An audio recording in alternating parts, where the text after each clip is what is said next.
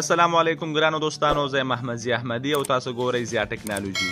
تاسو ته خو معلومه ده چې د موبایل د لاک سکرین او په هوم سکرین باندې تصویر څنګه پرېښودل کیږي، خو زه نن تاسو ته یو داسې طریقه درښایم تاسو د خپل موبایل په لاک سکرین او په هوم سکرین باندې داسې ویډیوګانې هم پرېږدئ لکه څرنګه چې ما دغه ویډیو په هوم سکرین باندې پرېښېده، تاسو یې کتلی شئ. نو تاسو هم دغسې خپلې ویډیوګانې په لاک سکرین او په هوم سکرین باندې پرېښودلی شئ. که هغه تاسو خپلې جوړې کړي وي هغه ویډیوګانې یا نورې ویډیوګانې وي، هر قسم ویډیوګانې وي، نو تاسو یې کولی شئ د خپل موبایل په لاک سکرین او په هوم سکرین باندې دغه ویډیوګانې پرېږدئ. نو که غواړئ دغه طریقې نه ځان خبر کړئ، ویډیو تر اخره پورې ګورئ، چینل سبسکرایب کړئ چې زموږ هر نوې ویډیو تاسو ته راشي.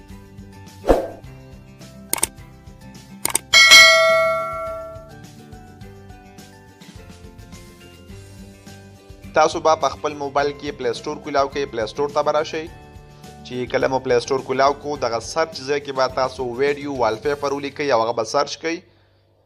نو دلته به تاسو ته ډېر اپس مخې ته راشي. دغه دویم نمبر ویډیو لایو والپیپر په دغه به کلیک وکړئ او دا به انسټال کړئ.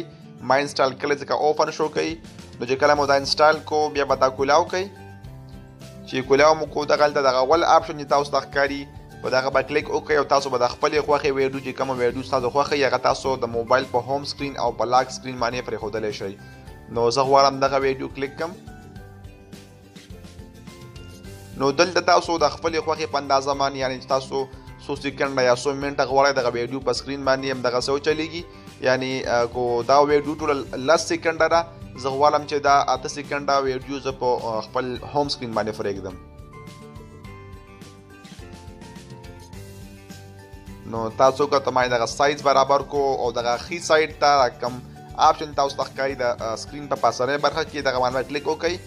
نو دلته تاسو ته بیا آپشن راغی چې دغه آپشن کلیک کړئ. نو تاسو ته به راشي هوم سکرین او هوم اینډ لاک سکرین.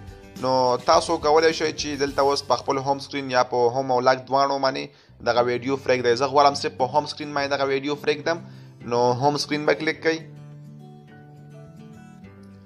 دلته اوس تاسو وکته چې هوم سکرین ته دغه ویډیو راغله. زه که موبایل استعمالوم دغه ویډیو نه ورځيږي او دا ویډیو همدغسې روانه وي. نو ګرانو دوستانو دا وه زموږ د نن ورځې ویډیو. که ویډیو مو خوښه شوي چینل خامخا سبسکرایب کړئ چې زموږ نورې ویډیوګانې هم تاسو ته راشي. تر بله ویډیو د الله په امان.